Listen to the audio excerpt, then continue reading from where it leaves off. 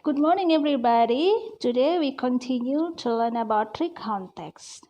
Selamat pagi anak-anak. Hari ini kita akan meneruskan mempelajari tentang text recount. Kalian masih ingat apa itu text recount?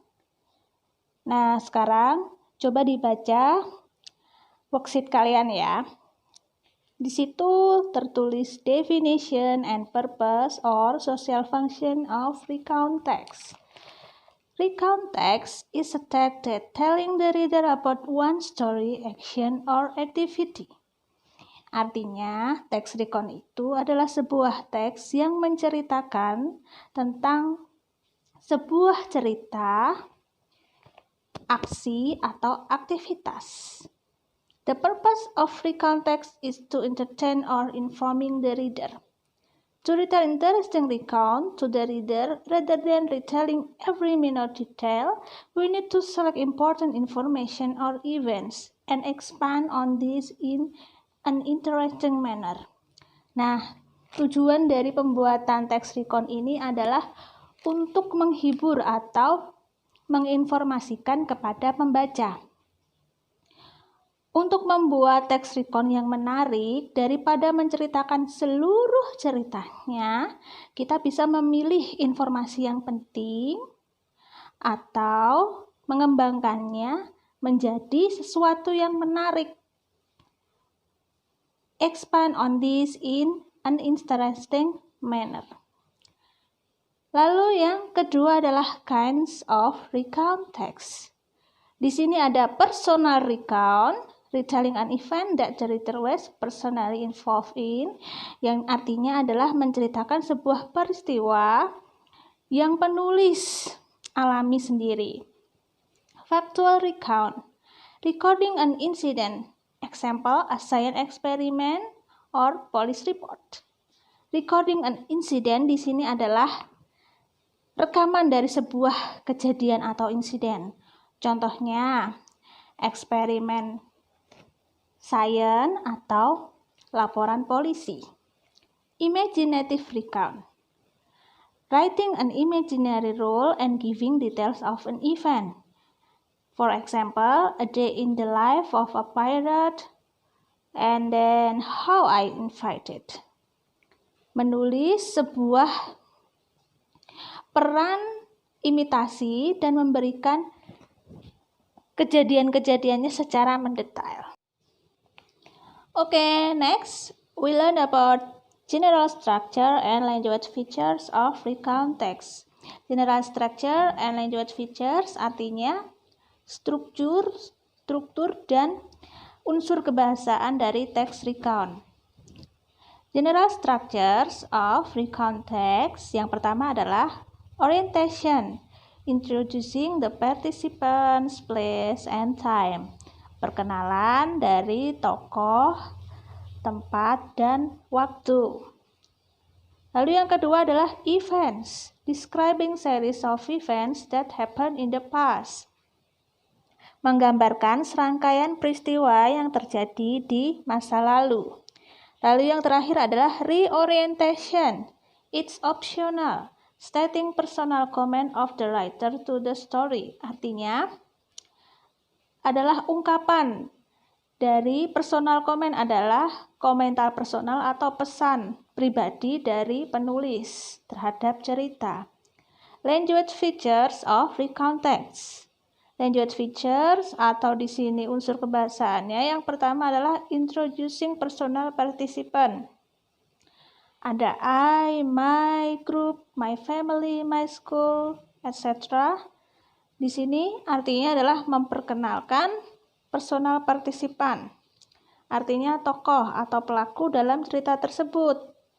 Lalu yang kedua ada using chronological connection. Then first, next, after that, first of all.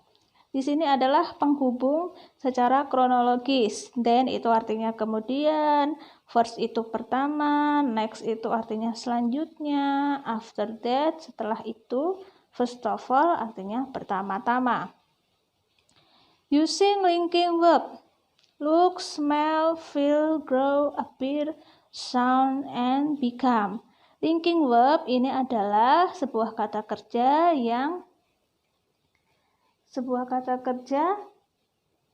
yang menghubungkan antara dua kata atau lebih.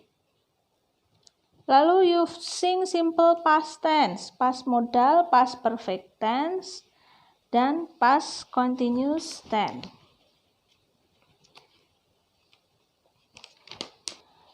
Now we have an example of recount text. We have a text about spend holidays in Seoul, South Korea. Orientation. I spent my holidays in Seoul, South Korea with my family. We went there for a 4-day trip.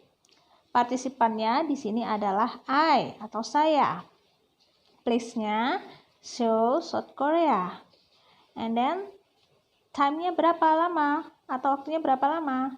Di sini a 4-day trips.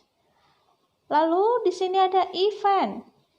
Keterangan waktunya untuk menjelaskan atau menerangkan kejadian di sini adalah on the first day, on the next day, and on the third day.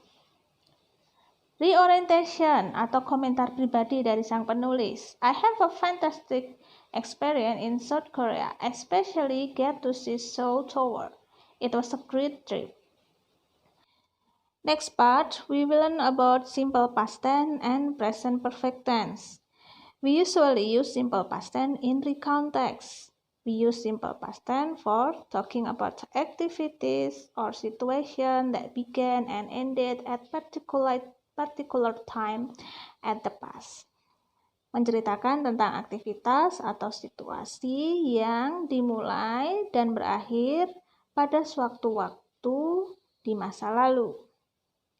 Talking about action that happened in a sequence in the past. Menceritakan tentang aktivitas, situasi, aksi yang terjadi dalam sebuah urutan di masa lalu. Biasanya simple past tense ini menggunakan verb bentuk kedua atau kalian biasa mengenalnya verb to. Beside past tense, we may use present perfect tense for giving new information or to announce recent happening. Memberikan informasi terbaru atau mengumumkan kejadian yang baru-baru ini terjadi. Lalu present perfect tense ini bisa juga digunakan untuk saying something has happened sooner than expected, describing or indicating either that an action was completed, finished, perfected at some point at the past or that the action extends to the present.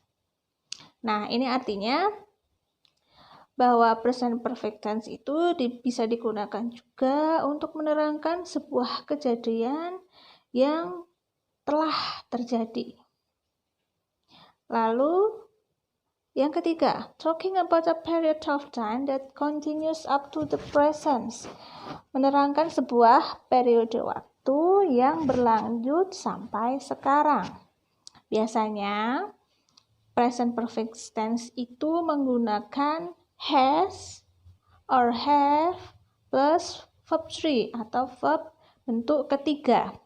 Has atau have di sini artinya dalam bahasa Indonesia artinya telah atau sudah.